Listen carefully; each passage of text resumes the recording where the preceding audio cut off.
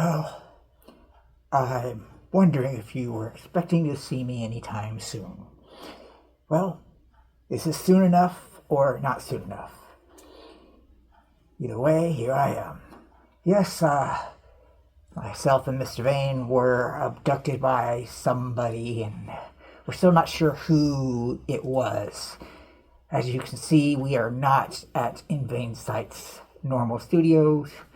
We are in what appears to be some sort of garage. To understand as well, other members of InVain Site have been out here. So I'm guessing the entire set, cast, setup, whatever, of InVain Site. The whole channel of InVain Site was captured, okay? Let's put it like that. Alright, that's one minute.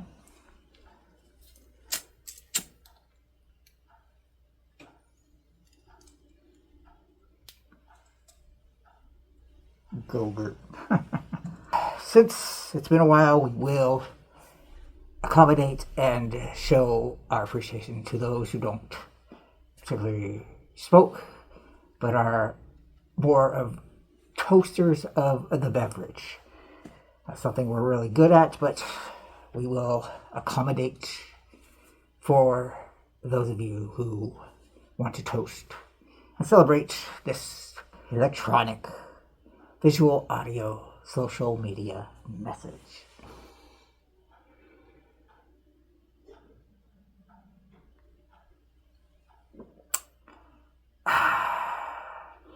I'm getting better at that.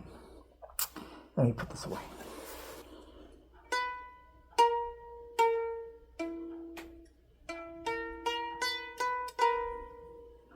Here we are.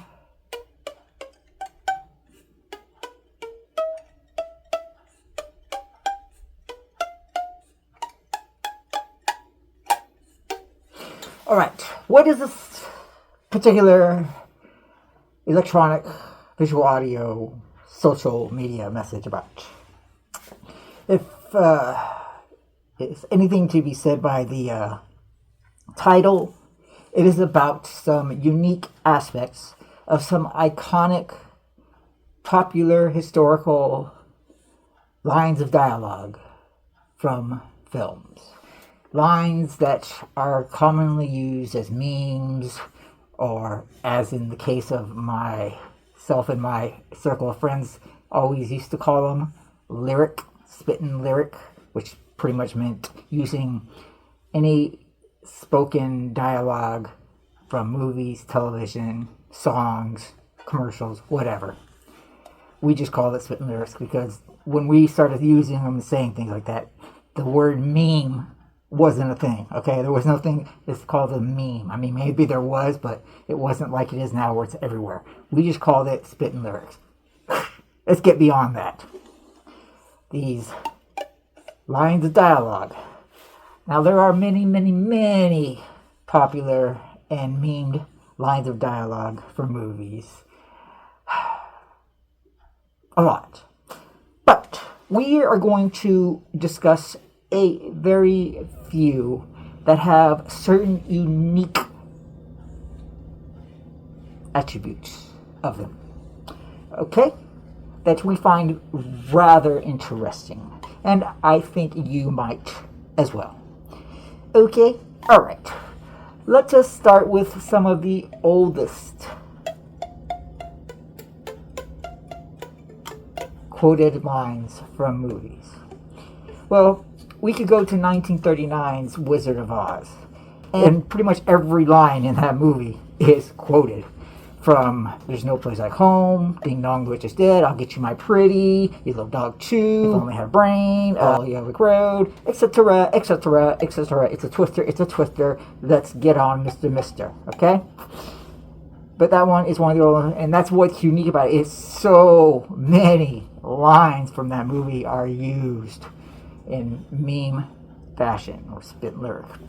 I'll use the word meme so I don't confuse you. Okay, I'll probably confuse myself, but hey, it's all about your understandings, right? Okay, let's go on to another old movie. one that came out the same year, and that has only one, really only one iconic line, but it's an iconic line that has been used multiple times and reused and altered and whatever and memed throughout history. It continues to be used in various ways.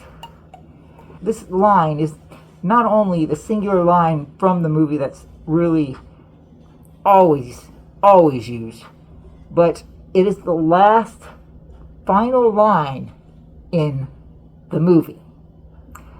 The movie is Gone with the Wind. And the very final line, spoken by Rhett Butler, played by Clark Gable, "Frankly, my dear, I don't give a damn."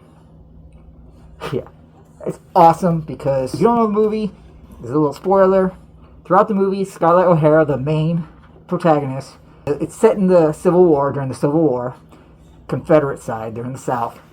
And Scarlett O'Hara is constantly needing help because she's, in the Confederate States, and they're, of course, getting ravished. Clark Gable, aka Rhett Butler, constantly helps Scarlett in situations. And despite all his help, she keeps screwing him over. And screwing him over. And so finally at the end of the movie, she screwed him over so many times, but she realizes the error of her ways, and she's apologizing to Rhett, and she's asking him for help again. And this is where the audience going, "No, Rhett, don't, she's a bitch, don't do it, Rhett." And he says, "Frankly, my dear, I don't give a damn." Yep. It's great. Now, speaking of lines, the final lines of a movie being iconic and often memed. But let us go to our next one, which has two caveats.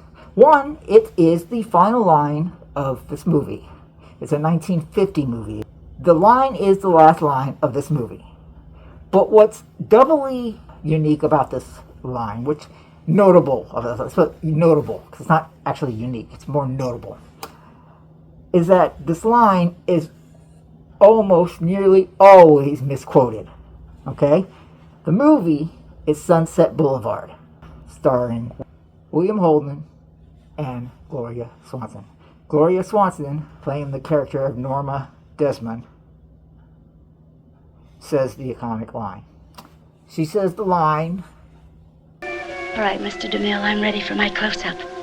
However, all too often, when it is quoted, people quote it as saying, "I'm ready for my close-up, Mr. DeMille." As you see from the actual clip, she says, "Mr. DeMille, I'm ready for my close-up." Okay? That's real. Now, that's not the only lyric in film history that's popular that is so often misquoted. There's another one that is so often misquoted. It's like almost never quoted correctly, except for by those who actually really know the quote, like me. It's from a 1980 film, and it is spoken by a voice actor in a live-action movie.